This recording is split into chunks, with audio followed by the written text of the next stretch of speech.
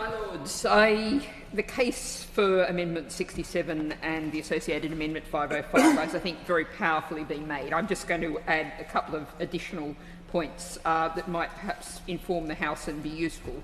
I note that more than 30 MPs in the other place supported a similar amendment, and that it was driven there by the Honourable Member for Lowestoft from the Labor Party and my honourable friend, the Member for North Herefordshire. So it's not that we're suddenly bringing this up in your Lordship's House. There is strong support in the other place as well for government action here. I'll also note that I actually moved an amendment along similar lines to end the Defence of Reasonable Chastisement in the Domestic Abuse Bill, now Act.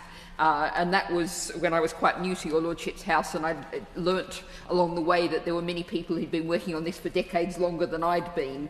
But I heard then from the then Conservative government that, oh, it's not the time now and we've got to wait to see what happens in Scotland and Wales. And I would very much like to think that we're not going to hear the same thing this evening, although I can't say that I'm terribly optimistic. Like others, I listened very closely to the noble Lord Jackson, and a couple of things to say in direct response to the noble Lord. He cited Professor Lazaire. I think that he would best be described as a controversial academic.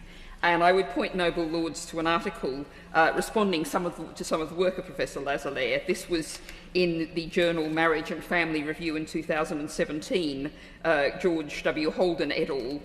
Researchers deserve a better critique, in which the authors say that Professor Lazaire had profoundly misunderstood the description of positive parenting and really was very misinformed about the whole academic field. I'd also respond to the noble Lord Jackson. I think you could feel a visible sense of shock around the House when the noble Lord suggested that smacking was harmless.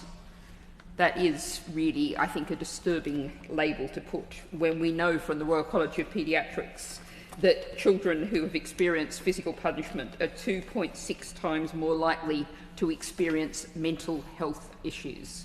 And we know what a mental health crisis we have in our society. They are up to twice as likely to experience further forms of abuse, sometimes leading to the cases that the noble Lady Baroness Walmsley presented to us so powerfully. And I think also the college makes a really important point that children who've experienced physical assault are more likely to believe that violence is accepted and encouraged in society. And I think this also addresses, of course, we want to protect the vulnerable children, but we are also addressing the question of what sort of society we are.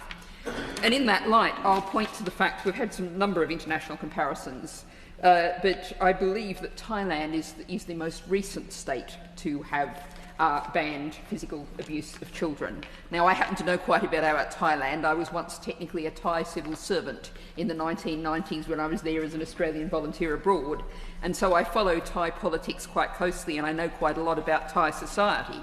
And that is a really big step for Thailand to take.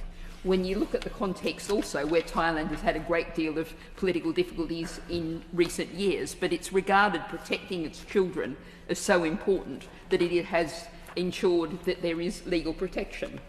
And I think it's really interesting when you look at the government announcements around this. They very much focus on the need that this is a need to support parents as well as to ensure the protection of children. And I have one final point to make and a question indeed to put to the noble lady, the Minister, directly.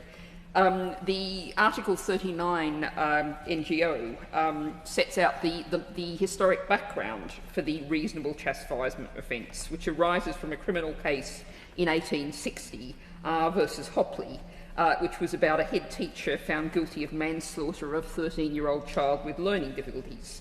The head teacher had beaten the child with a stick for more than 2 hours. Now, I think we look at the judge's words on which this whole reasonable chastisement is based.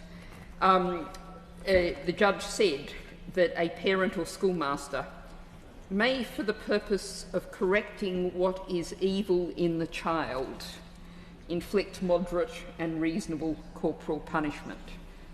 That's the origins of what's got us to where we are today, what we are trying to change with this amendment.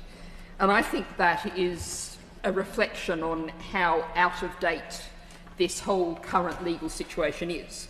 And finally, my question to the Noble Lady the Minister is this Article 39 briefing.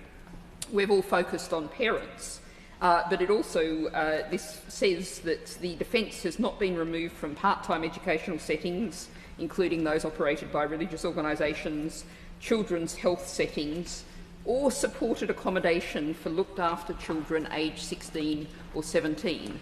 I wonder if the Noble Lady the Minister can, either now or I'll understand if the Noble Lady wishes to write to me, set out if that briefing is indeed correct and there is indeed still that allowance of violence against children in other settings as well.